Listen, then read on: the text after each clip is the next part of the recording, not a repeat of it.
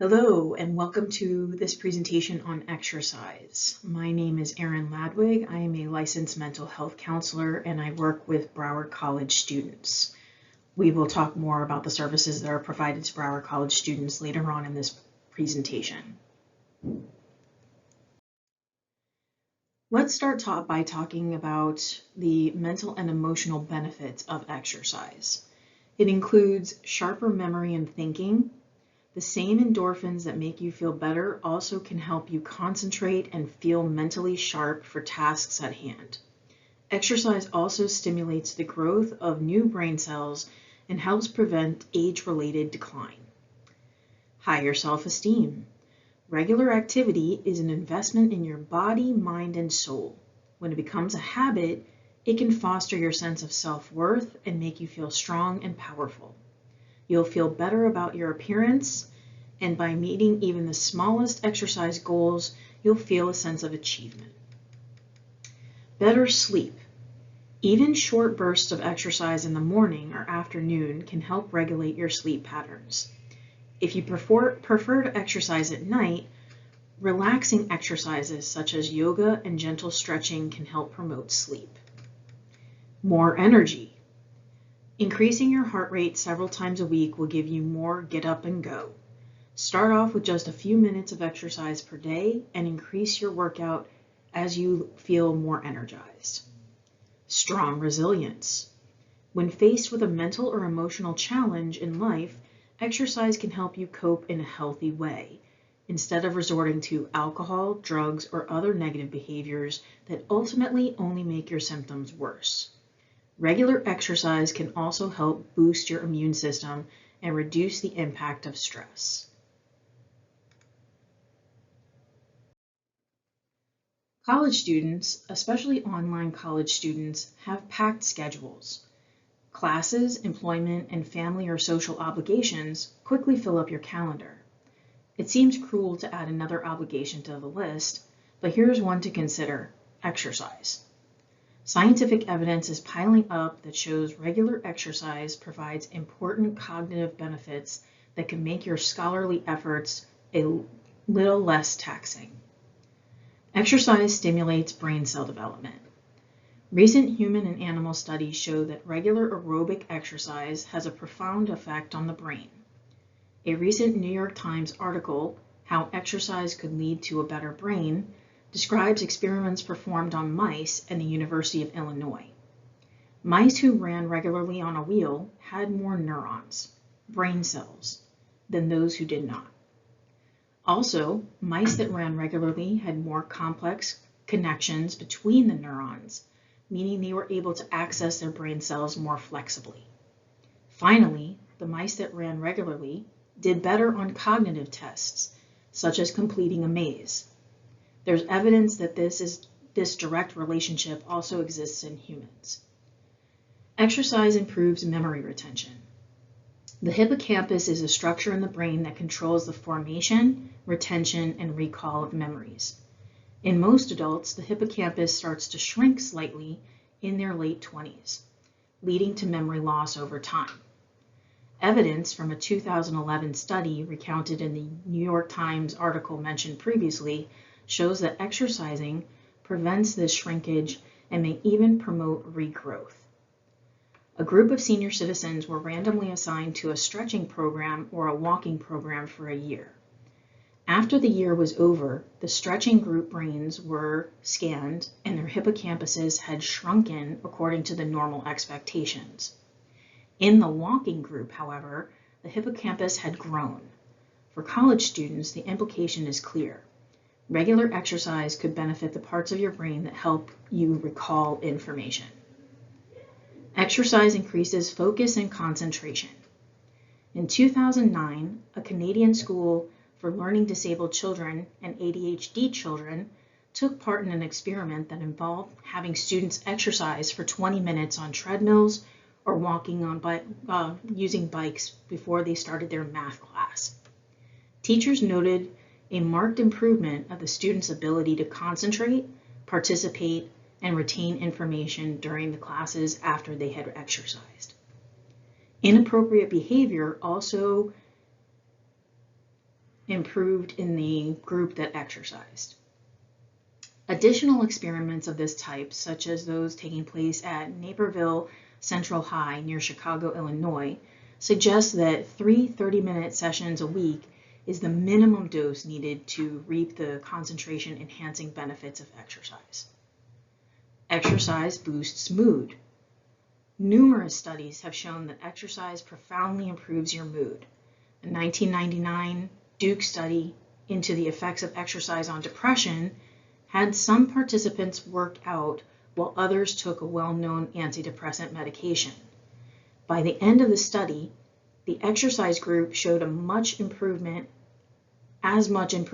in the mood as the medication group did.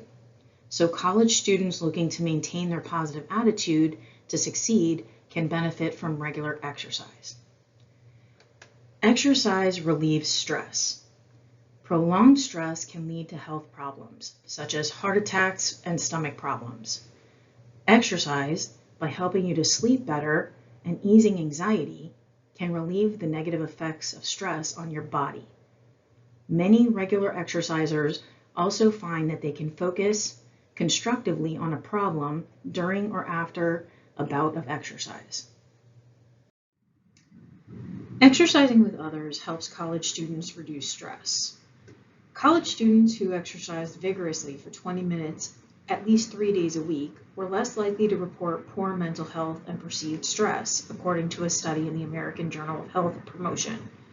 However, socializing, defined in the study as having 5 or more friends or spending more than 2 hours a day with others, mediates this finding somewhat, revealing that some of the benefits of physical activity may come from its social aspects. Researchers at the University of Minnesota surveyed more than 14,800 students at 94 four-year colleges in the United States, asked them about their exercise habits and their moods. The study found that the students who were more physically active in high school were more likely to be physically active in college. Maintaining a habit out of physical activity from adolescence into adulthood is a major goal of public health organizations. One conclusion of the study is that college health services can help students reduce mental health problems by increasing access to physical activity and sports or exercise programs. These programs should integrate social aspects into their design. The effects of socializing and exercise may be important, said Alexander S. Strauss, MD, a spokesperson for the American Psychiatric Association and psychiatrist in a private practice in Marlton, New Jersey. Often individuals with depression or anxiety benefit from social experiences as much or more than exercise. The combination of exercise and social activity may be a positive thing, he said. However, in some cases, the social aspect may be discouraging.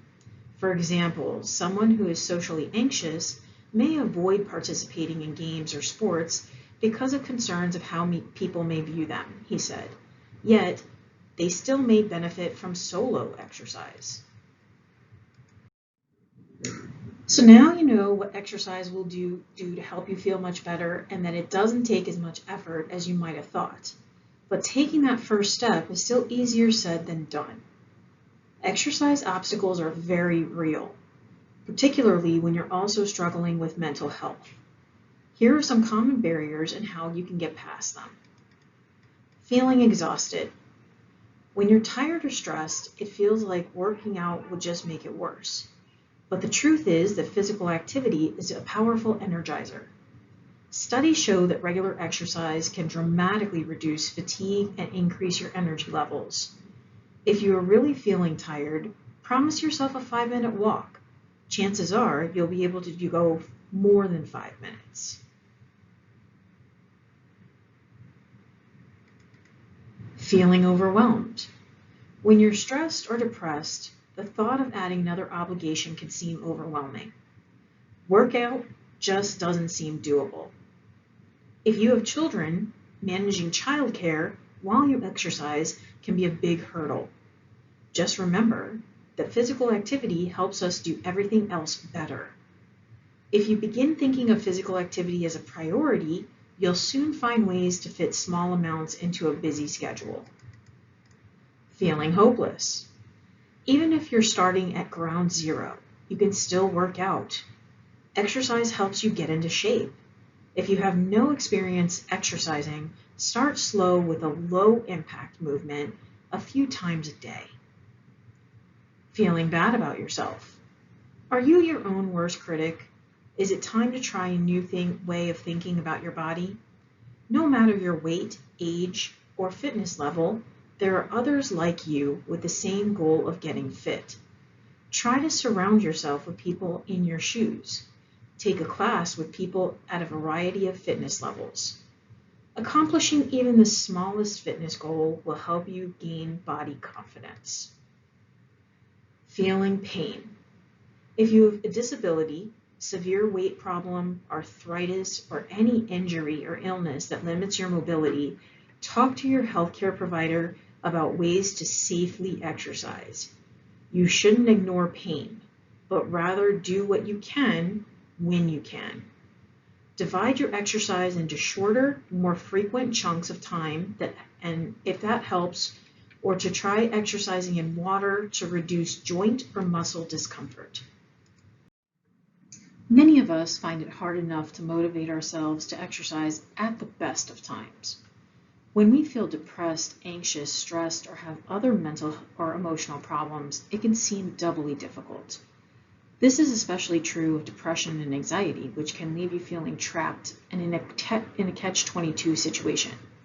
You know exercise will make you feel better, but depression has robbed you of the energy and motivation you need to work out, or your social anxiety means you can't bear the thought of being seen at an exercise class or running through the park. So what can you do? It's okay to start small. In fact, it's smart. A goal of exercising for 30 minutes a day, 5 times a week may sound good, but how likely are you to follow through? The more ambitious your goal, the more likely you are to fail, feel bad about it, and then give up. It's better to start with an easy exercise goal you know you can achieve. As you meet them, you build self-confidence and momentum, and then you can move on to more challenging goals. Schedule your workout at the time of day when your energy is highest. That may be first thing in the morning before work or school, or at lunchtime before the mid-afternoon lull hits, or for longer sessions over the weekend.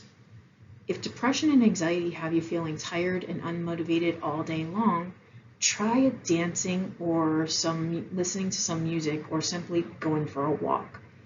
Even a short 15-minute walk can help clear your mind, improve your mood, and boost energy levels. As you move and start to feel a little better, you'll experience a greater sense of control over your well-being. You may even feel energized enough to exercise more vigorously by walking further, breaking into a run, or adding a bike ride, for example. Focus on activities you enjoy. Any activity that gets you moving counts. That could include throwing a frisbee with the dog or a friend, walking laps at a mall, window shopping, or cycling to the grocery store. If you've never exercised before or don't know what you might enjoy, try a few different things. Activities such as gardening or tackling a home improvement project can be a great way to start moving when you have a mood disorder. As well as helping you become more active, they also leave you with a sense of purpose and accomplishment. Be comfortable. Whatever time of day you decide to exercise, wear clothing that's comfortable and choose a setting you find calming and energizing.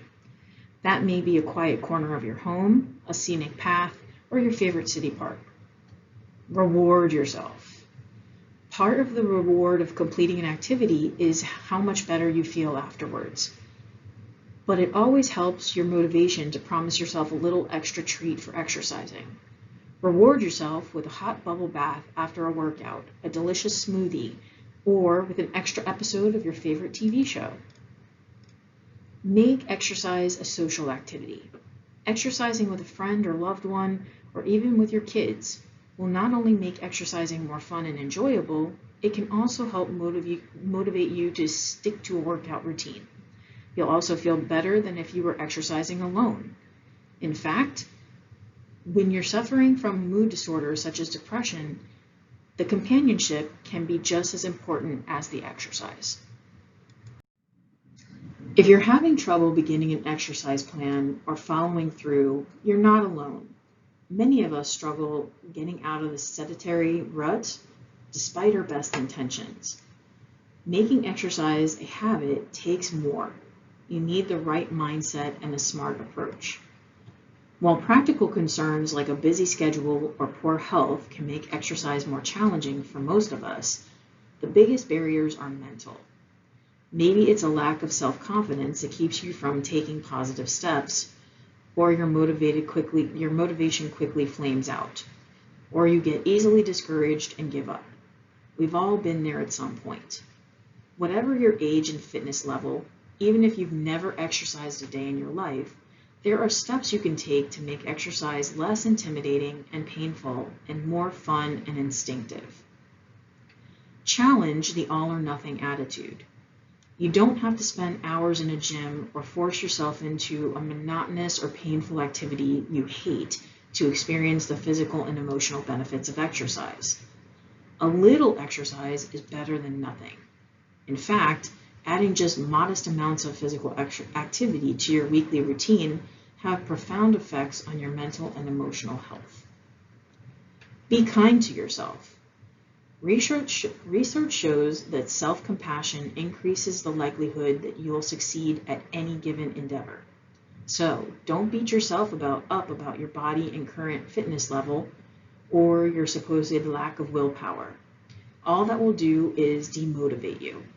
Instead, look at your past mistakes and unhealthy choices as opportunities to learn and grow. Check your expectations.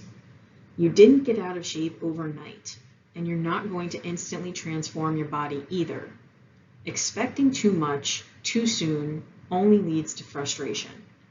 Try not to be discouraged by what you can't accomplish or how far you have to go to reach your fitness goals. Instead of obsessing over results, focus on consistency. While the improvements in mood and energy levels may happen quickly, the physical payoff will come in time. If you've never exercised before, or it's been a significant amount of time since you've attempted any strenuous physical activity, keep the following health precautions in mind. Health issues? Get medical clearance first.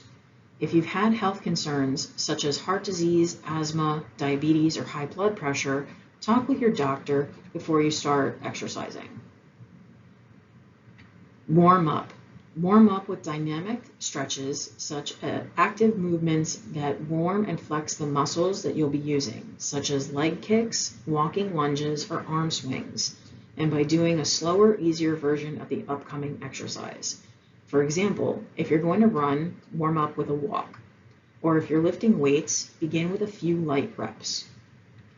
Cool down. After your workout, it's important to take a few minutes to cool down and allow your heart rate to return to its resting rate. A light jog or a walk after a run, for example, or some gentle stretches after a strengthening exercise can help you to prevent soreness and injuries. Drink plenty of water. Your body performs best when it's properly hydrated. Failing to drink enough water when you exert yourself over a prolonged period of time, especially in hot conditions, can be dangerous. Listen to your body.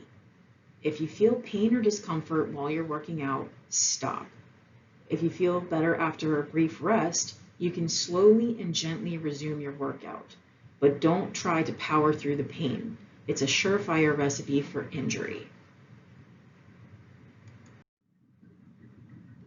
The key thing to remember about starting an exercise program is that something is always better than nothing. Going for a quick walk is better than sitting on the couch. 1 minute of activity will help you lose more weight than no activity at all.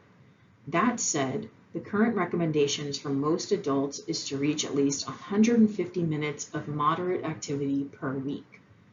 You'll get there by exercising for 30 minutes 5 times a week. Can't find 30 minutes in your busy schedule? It's okay to break things up. 2 15-minute workouts or 3 10-minute workouts can be just as effective. How hard do I need to exercise? Whether an activity is low, moderate, or vigorous intensity varies according to your personal fitness level.